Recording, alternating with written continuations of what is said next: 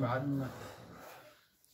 بس گفتگو ہم کر رہے ہیں تفسیر ترتیبی میں بسم اللہ الرحمن الرحیم کے حوالے سے ہم بحث کر رہے ہیں. تو ان میں آج تقریباً جو نقطہ ہوگا وہ یہ ہے رحمان اور رحیم کے حوالے سے مزید کچھ گفتگو ہے اس میں. ٹھیک ہے جی. تو رحمان اور رحیم میں جو ہے ہم نے پہلے بیان کیا تھا کہ رحمان کا اشارہ ہے جو کہ رحمان جگہ مبالغہ ہے جس میں کثرت کے اوپر دلالت ہے. اس وجہ سے یہ دلالت کرتا ہے اللہ تعالیٰ کے رحمت مطلقہ پر جو ہر چیز کو شامل حال ہے، یہاں تک کہ اس کے اندر غضب الہی بھی اس کا مصداق ہے. یعنی بس سمجھیے کہ یہ رحمان کے مقابلے میں کوئی دوسرا چیز نہیں ہے جو ہے عدم کے، یا ہے یا نہیں ہے رحمت. اب یہ اس کے مقابلے میں کوئی دوسرا غضب جیسے کوئی چیز اس کے مقابلے میں نہیں آتا ہے، اس کے مقابل وجود عدم میں دربدار ہے. ٹھیک ہے.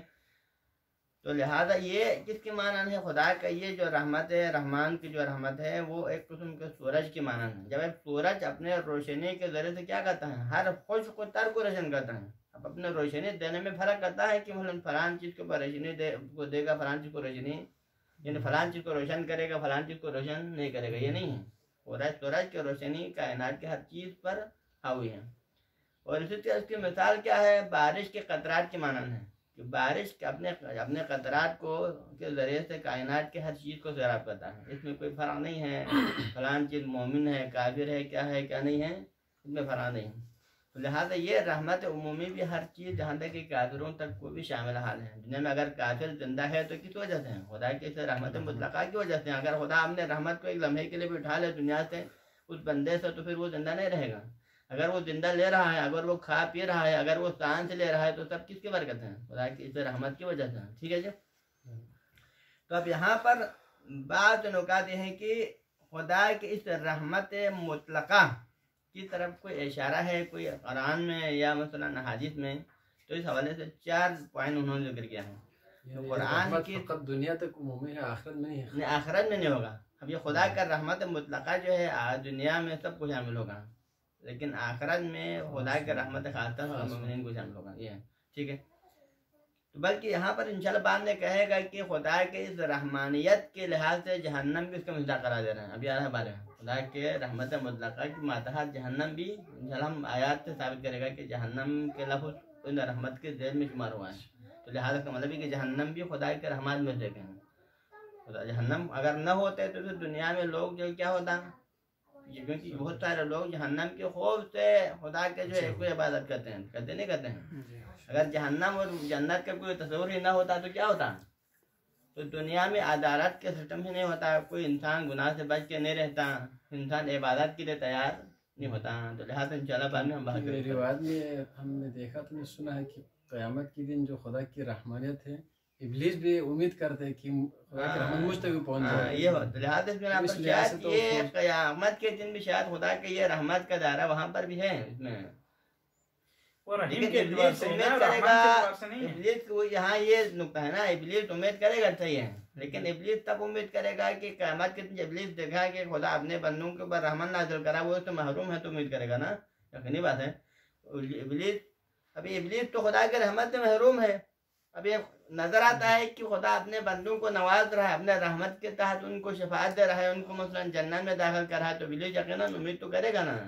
صحیح ہے. خلاصہ کلام بہرحال ہم 3-4 نکات ہیں جو خدا کے رحمت مطلقہ کے لیے دلیل ہے. نمبر 1 قرآن کی آیت ہے سورہ اعراف کی آیت نمبر 156، جس میں اللہ تعالیٰ فرماتے ہیں کہ رحمتی وسعت کل شیء، رحمتی وسعت کل شیء، میری رحمت ہر چیز کو شامل ہے، ہر چیز پر وسیع ہے. تو مطلب ہر چیز یعنی لفظ شیء کا اطلاق ہر چیز پہ ہوتا ہے، اس میں کوئی چیز مستثنا نہیں کیا ہے. تو لہٰذا کا مطلب یہ ہے ہر چیز میں مومن ہو کافر ہو جو بھی ہو اس میں شامل حال ہے. اور یہاں کا اشارہ کیا ہے؟ خدا کے رحمت مطلقہ کی طرف، یعنی بلکہ رحمانیت کی طرف اشارہ ہے اس میں. ٹھیک ہے. ایک اور آیت ہے سورہ غافر کی آیت نمبر 7، جس میں اللہ تعالیٰ کیا فرماتے ہیں؟ ربنا وسعت کل شیء رحمتا، یعنی ہمارے پروردگار جس کا رحمت کیا ہے ہر چیز کو پھیلا ہوا ہے، ہر چیز پر وسیع ہے. تو یہاں اس آیت کے اندر بھی اشارہ ہے خدا کے رحمانیت مطلقہ کی طرح، یہ کہ ہر چیز میں وہی سب کچھ شامل ہے، اس میں کوئی چیز مستثنا نہیں ہے. اسی طرح دعائے کمیل کی ایک جملہ ہے وَبِرَحْمَتِكَ الَّتِي وَسِعَتْ كُلَّ شَيْءٍ. مولا امیر المومنین کیا فرماتے ہیں اس میں؟ وَبِرَحْمَتِكَ الَّتِي وَسِعَتْ كُلَّ شَيْءٍ، پروردگار تیرے اس رحمت کا واسطہ جو ہر چیز کو پھیلا ہوا ہے، ہر چیز پر وسیع ہے. تو اس سے مراد بھی مولا امیر المومنین کا اشارہ کس کی طرف ہے؟ خدا کی رحمت مطلقہ کی تشریح رحمانیت کی اشارہ ہے. اور چوتھا نقطہ ہے جوشن کبیر کی ایک جملہ ہے اس میں، یا من سبقت رحمتہ غضبہ، اے وہ پروردگار جس کا رحمت جو ہے غضب پر کیا ہے؟ حاوی ہے. تو لہٰذا اب اس میں دائرے میں غضب بھی شامل ہے، اس کے مقدام میں غضب بھی اس کے دائرے میں شامل ہے. تو ان تمام چیزوں میں مراد کیا ہے؟ خدا کی رحمت کی طرف اشارہ ہے. اور کون سا رحمت کی اشارہ ہے؟ رحمانیت کی طرف، رحمیت کی طرف نہیں، رحمانیت کی مطلق رحمت مطلقہ ہے. اب اس کے مقابلے میں جو رحیمیت کا جو پہلو ہے اس میں بھی رحمت کا مادہ ہے، لیکن یہ رحیمیت کا جو پہلو ہے یہ خدا کی وہ خاص رحمت ہے جو اللہ تعالیٰ اس کو ذریعے سے اللہ تعالیٰ اپنے مومن اور مخلص بندوں کو نوازتا ہے. اور اس کے مقابلے میں کیا آتا ہے؟ سخط اور عذاب. ایک طرف رحمت، دوسری طرف عذاب اور سخط الہی ہے، یہ اس کے مقابلے میں آ جاتا ہے. ہاں جی. اور یہ رحمت اس کا دائرہ محدود ہے اور اس کا دائرہ خاص ہے، خاص افراد کو شامل حال ہے. ہاں جی. اب اسی رحمت کے بعد مساجد دنیا میں خدا کی رحمت خاصہ کے مساجد میں سے بعض کو ذکر کیا یہاں پر کہ نمبر 1 توفیق و نصرت الدین. اگر کوئی بندہ دین کی خدمت کر رہا ہے تو یہ توفیق الہیہ نہیں ہے.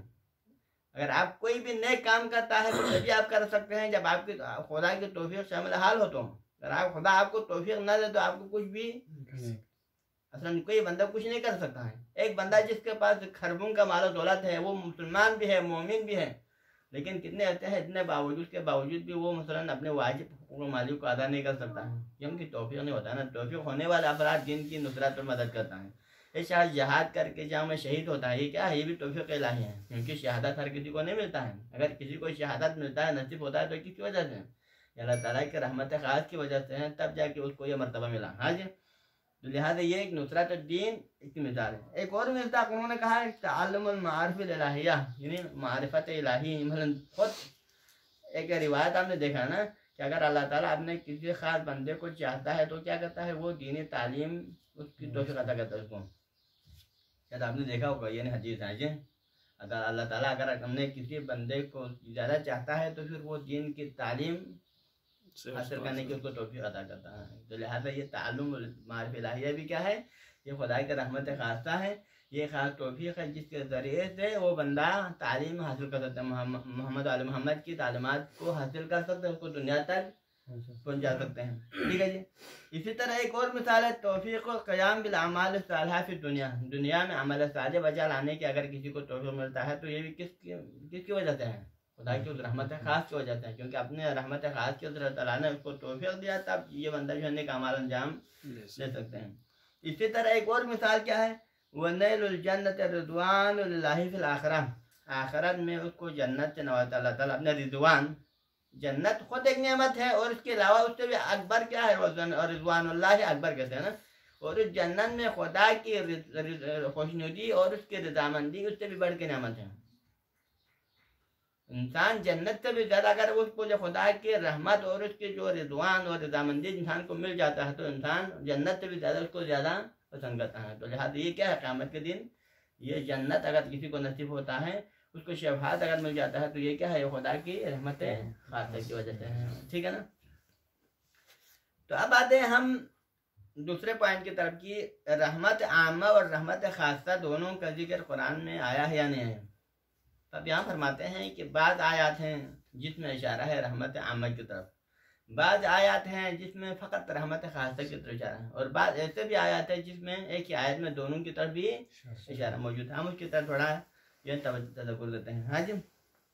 تو ان میں سے بعض آیات ہیں قرآن کریم کی جو فقط رحمت عامہ کی طرف اشارہ ہے، فقط رحمت عامہ کی طرف اشارہ ہے، خدا کی رحمت مطلقہ کی طرح. ان میں سے کیا ہے؟ سورہ عنکبوت کی آیت نمبر، یعنی رحمت رحمیت ہے یہ خاص، افغان یہ رحمت خاصہ کی طرف اشارہ، رحمت عامہ کی طرح نہیں. ان میں سے ایک آیت ہے سورہ عنکبوت کی آیت نمبر 31 ہے، جس میں اللہ تعالیٰ کیا فرماتا ہے؟ وَيُعَذِّبُ مَن يَشَاءُ وَيَرْحَمُ مَن يَشَاءُ. اللہ تعالیٰ جسے چاہے تو عذاب دیتا ہے اور اللہ تعالیٰ جسے چاہے رحمت سے نوازتا ہے. وَإِلَيْهِ تُقْلَبُونَ، اور ہم اسی کی طرف پلٹ، الیہ تقلبون، اسی کی طرف، اس خدا کی طرف پلٹ کے جانا ہے. تو لہٰذا یہاں پر یہ اشارہ یہاں صاحب تفسیر فرماتے ہیں کہ اس رحمت میں اشارہ رحمت خاصہ کی طرح، رحمت عامہ کی طرح نہیں بلکہ رحمیت کی طرح اشارہ ہے۔ کیسے پتہ چلا؟ کیونکہ یہاں رحمت کو عذاب کے مقابلے میں لایا ہے۔ ہاں جی، کیا کہا؟ یعذب من یشاء ویرحم من یشاء، تو رحمت اور عذاب کو آپس میں کیا کیا؟ ایک دوسرے کے مقابلے میں لایا۔ تو ہم نے کیا کہا تھا؟ رحمت مطلقہ عذاب کے مقابلے میں نہیں آتا ہے، بلکہ وہ عذاب کو بھی اس کے اندر شامل کرتا ہے، لیکن یہاں مقابلے میں آنا یہ دلیل ہے کیا دلیل ہے؟ اس کا اشارہ رحمت خاص ہے، تو لہٰذا یعذب من یشاء کا اشارہ ہے اللہ تعالیٰ ایک خاص گروہ کا عذاب دے گا، اور یرحم من یشاء سے مراد اللہ تعالیٰ اگر رحم کرتا ہے تو خاص گروہ کے اوپر کہ اپنے خاص بندوں، ٹھیک ہے۔ اور دوسری جو آیت ہے سورہ اعراف کی آیت نمبر 56 ہے، جس میں اشارہ ہے رحمیت کی طرف، اللہ تعالیٰ کے رحمت خاصہ کی اشارہ ہے۔ وہ کیا ہے؟ وَلَا تُفْسِدُوا فِي الْأَرْضِ بَعْدَ إِصْلَاحِهَا، تم زمین میں فساد مت پھیلایا کریں اس کی اصلاح کے بعد، زمین میں اصلاح کرنے کے بعد دوبارہ فساد نہ پھیلایا کریں۔ وَادْعُوهُ خَوْفًا وَطَمَعًا، اور اللہ تعالیٰ کو پکارو خوف اور طمع، یعنی خوف اور رجا دونوں کے ساتھ، فقط خوف 100% نہ ہو اور 100% جو ہے رجا بھی نہ ہو، بلکہ خوف و طمع دونوں کے ساتھ اللہ تعالیٰ کو پکارے۔ ان رحمت اللہ قریب من المحسنین، بے شک اللہ تعالیٰ کے رحمت محسنین کے قریب ہے۔ مطلب محسنین کے قریب ہونے کا مطلب کیا ہے؟ کون سا رحمت محسنین کے قریب ہوگا؟ اس سے اشارہ ہے رحمت خاصہ کی طرح، محسنین کے قریب جو خدا کی رحمت ہے وہ تو مراد رحمت خاصہ ہے، جو خاص بندوں کو نہ ہوتا ہے لیکن عام جو کافر ہے مشرک اس میں شامل نہیں ہوتا۔ ہاں جی، اس کے بعد اگلے جو ہے یہ تو 2 آیات ہوا رحمت خاصہ کی اشارہ ہے۔ اس کے بعد بعض آیات کا اشارہ رحمت مطلقہ کی طرف ہے۔ قرآن کی بعض آیات ہیں، اور بھی ہوں گے لیکن یہاں پر انہوں نے 1-2 آیات کو لائے ہیں جو رحمت مطلقہ عامہ کی اشارہ کرتا ہے، اور وہ کہاں پر؟ نمبر 1 کما فی الآیت التالیہ، سورہ یاسین کی آیت نمبر 23، سورہ یاسین کی آیت نمبر 23 میں اتخذ من دون اللہ آلہۃ، کیا آیا میں خدا کے علاوہ کسی دوسرے چیز کو معبود بناؤں؟ اس کا ترجمہ کیا ہے؟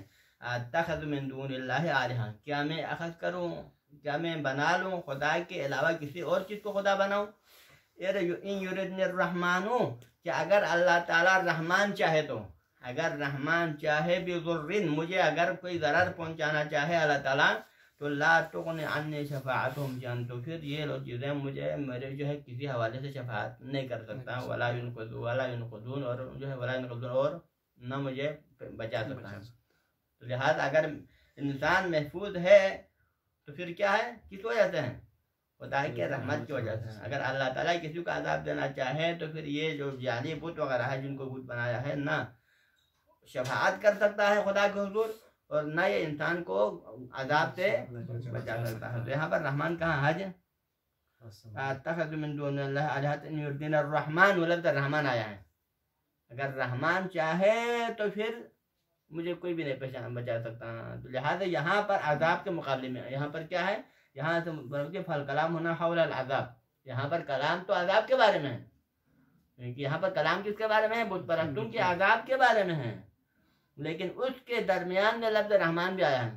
عذاب کا ذکر کرتے ہوئے لفظ رحمان کو استعمال کیا ہے، تو انہوں نے کہا کہ یہ اس سے مراد کیا ہے؟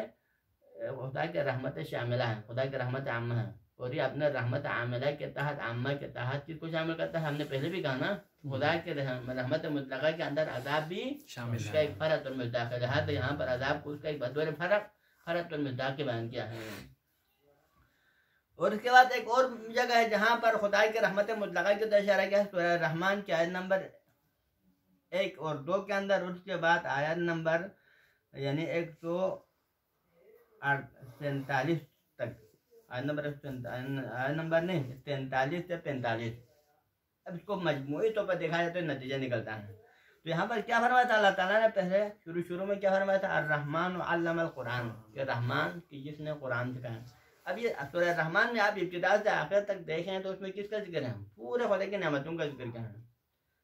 فبأي آلاء ربكما تكذبان، درمیان میں ہر جگہ پر ہر آیت کے اندر پہلے خدا اپنے خاص قسم کی نعمت کا ذکر کرتا ہے، پھر اس کے بعد پھر آگے کیا فرماتا ہے؟ فبأي آلاء ربكما تكذبان، تم خدا کی کن کن نعمتوں کو جھٹلائے گا۔ تو اس کا مطلب ابتدا سے آیت آخر تک پورے نعمات کا ذکر ہے، لیکن اس نعمات کا ذکر کرتے کرتے درمیان میں کیا کرتا ہے؟ جہنم کو بھی ذکر کرتا ہے، جہنم کا بھی درمیان میں ذکر کرتا ہے۔ फहाज़ जहन्नम अल्लती युकज़्ज़िबु बिहल मुजरिमून, ये वो जहन्नम जिसको मुजरिमीन जुटलाते थे दुनिया में, वो उसको झूठ करार देते थे। लेकिन इसी जहन्नम में क्या हो रहा है, यतूफून बैनहा व बैन हमीम, ये लोग क़यामत के दिन उसी जहन्नम में वो क्या करे, वो दौरा लगा रहा है, बैनहा व बैन हमीम, यानी जहन्नम के आग के दरमियान और हमीम से मुराद जो खोलते हुए पानी के दरमियान में ये लोग चक्कर लगाते हैं। तो अब इस जहन्नम का जिक्र किस ज़िमन में क्या है, अब इन्हें जो है नेअमात के ज़िमन में बयान किया है। तो इसका मतलब ये रहमान के पहले रहमान से क्या मुराद हुआ, जब रहमान में आया है ना, तो इससे मुराद खुदा अपने रहमत मुतलका की तरफ इशारा करता है, और जब रहमत मुतलका की तरफ इशारा करता है तो उसके ज़िमन में खुदा के जो है वो जो जहन्नम में का एक लिहाज से आज़ाब है, लेकिन वो भी इसके ज़िमन में दाखिल हो जाता है। ठीक है जी, वो भी इसके मातहत शामिल है, रहमत मुतलका के अंदर शामिल है। और इसके बाद एक और आयत है सूरह अनआम की आयत नंबर 147 में, वहाँ पर क्या फरमाते हैं, इन कज़्ज़बूका, रसूलुल्लाह से मुखातिब करके अल्लाह ताला फरमाते हैं कि अगर ये लोग आपको जुटलाएं तो फिर फकुल, आप कह दें, रब्बुकुम ज़ू रहमतुन वासिआ, कि मेरा परवरदिगार वसी रहमत वाला है, वसी रहमत का मालिक है, वला युरद्दु बअसुहु अनिल कौमिल मुजरिमीन, और उसका जो अजाब है, जो उसका जो बात है, वो नहीं पलटाया जाएगा मुजरिमीन से उसको नहीं हटाया जाएगा। ला युरद्दु मतलब ये मुजरिमीन पर जब अजाब आएगा तो उसको नहीं हटाया जाएगा। अब यहाँ पर पहले रहमत वासिआ का जिक्र है, उसके बाद क्या जिक्र करा है, अजाब की बात हो रहा है कि मुजरिमीन से अजाब को नहीं हटाया जाएगा।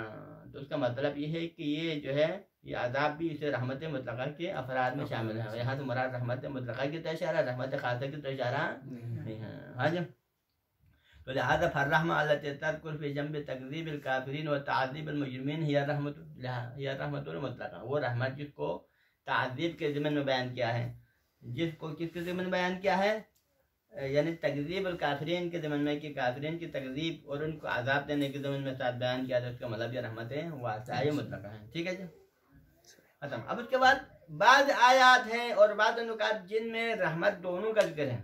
बाद आयत ऐसे भी हैं जिसमें हम देखते हैं तो इसमें दोनों की तरह एक ही आयत में इशारा होता है। वो कहाँ पर है, वो ये है कि सूरह आराफ की आयत नंबर 156 है, जिसमें अल्लाह ताला क्या फरमाते हैं, ये हज़रत मूसा के साथ गुफ्तगू, खुदा के यहाँ दरमियान एक गुफ्तगू का इशारा करते हैं कि मूसा ने खुदा से तकाजा किया कि परवरदिगार आप मेरे ऊपर अपने रहमत नाज़िल करें। उसके बाद अल्लाह ताला ने उसके जवाब में कुछ फरमाया था, इस हवाले से हज़रत मूसा ने क्या अर्ज़ किया था खुदा के हुज़ूर, वक्तुब लना फी हाज़िहि दुनिया हसना, परवरदिगार हमारे लिए लिखें, हमारे लिए लिखें, क्या लिखें, कि हाज़िहि दुनिया में हमारे लिए हसना करा दे, आप हमारे लिए हसना करा दुनिया में, व फिल आखिरा, और आखिरत में भी हमारे लिए हसना करा दें, इन्ना हुदना इलैक, और हमें आपकी जानिब हिदायत दे दे, हुदना इलैक अपनी तरफ रहनुमाई फरमा हमें। ये हज़रत मूसा ने अल्लाह ताला से तकाजा किया, तो फिर काला माज़ा मन काला, यानी काला रब्बी, परवरदिगार ने जवाब में फरमाया, अज़ाबी उसीब बिही मन अशा, कि मेरा अजाब लग जाएगा जिसे मैं चाहूँ, जिसको चाहूँ तो मेरा अजाब उसको घेर लेगा।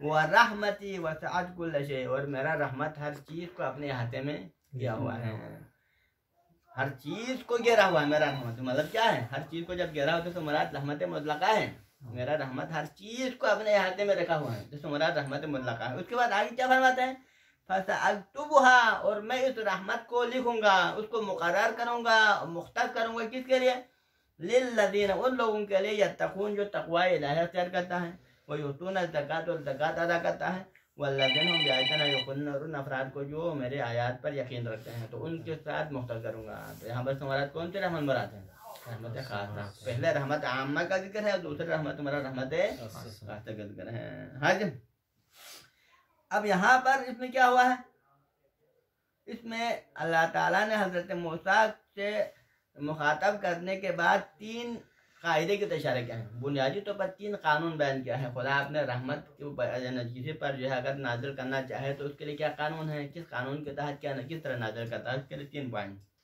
पहला पॉइंट अल्लाह ताला ने इस आयत में खुलासतन ये बयान फरमाया कि इन अज़ाब इलाही युनज़्ज़िल अला अफ़रादिन मुअय्यनीन वफ़क़न लिमशियतिही इलाहियल हकीम, अल्लाह ताला अपने अज़ाब को सब पे नाज़िल नहीं करेगा, यानी अज़ाब का दायरा इतना वसी नहीं कि हर किसी को अज़ाब दें, बल्कि अज़ाब का दायरा महदूद है। اللہ تعالیٰ اپنے عذاب کو فقط محدود اور بعض افراد کے لیے جو اس کا حقدار ہو اپنے مشیت حکیمانہ کے تحت جو مشیت ہے جو اس کا حقدار ہے. مشیت سے مراد یہ نہیں کہ اپنے مرضی سے جس کو چاہیں بلکہ مراد اللہ تعالیٰ حکیم ہے تو اس کی مشیت کا تقاضا کیا ہے. جو عذاب کا مستحق ہوگا جو غضب کا مستحق ہوگا اللہ تعالیٰ انہیں کو کے اوپر عذاب نازل کرتا ہے انہیں کو غضب کا مستحق قرار دیتا ہے. یہ پہلا پوائنٹ ہے. لہذا غضب کا دائرہ وسیع نہیں بلکہ وہ خاص افراد اور معین افراد کے ساتھ مختص ہے. دوسرا پوائنٹ سعت الرحمت الالہیۃ التامہ الشاملہ المحیط علی کل شیء حتی العذاب. دوسرا یہ ہے کہ اللہ تعالیٰ کا ایک رحمت عامہ مطلقہ ہے جو ہر چیز کو شامل ہے یہاں تک کہ عذاب کو بھی شامل کرتا ہے. خود عذاب بھی اس کے اندر شامل ہے اور یہ خدا کا رحمہ مطلقہ ہے. اور اس خدا کے رحمہ مطلقہ سے کوئی چیز باہر نہیں. کافر ہو مومن ہو کوئی بھی ہو سب اس کے اندر شامل ہے. یہ خدا کا رحمت مطلقہ ہے. یہ اس آیت کے اندر یہ ہے. اور تیسرا پوائنٹ اللہ تعالیٰ نے فرمایا اس آیت کے اندر کہ یہ اگرچہ خدا کا رحمہ وسیع ہے وہ اپنے وسعت کے ساتھ ہر چیز کو شامل ہے لیکن اس کے باوجود ایک خاص قسم کا رحمت ہے وہ اللہ تعالیٰ کن کے اوپر نازل کرتا ہے اپنے خاص بندوں کے اوپر اپنے چاہنے والوں کے اوپر اپنے اوپر ایمان رکھنے والے مخلص افراد کے لیے مختص کرتا ہے. ایک ایسا رحمت ہے جس کو ہم رحمت خاص یا رحمیت سے تعبیر کر سکتے ہیں. ٹھیک ہے جی. تو لہٰذا صلی اللہ علی محمد و اہل بیتہ الطاہرین. اللہم صلی علی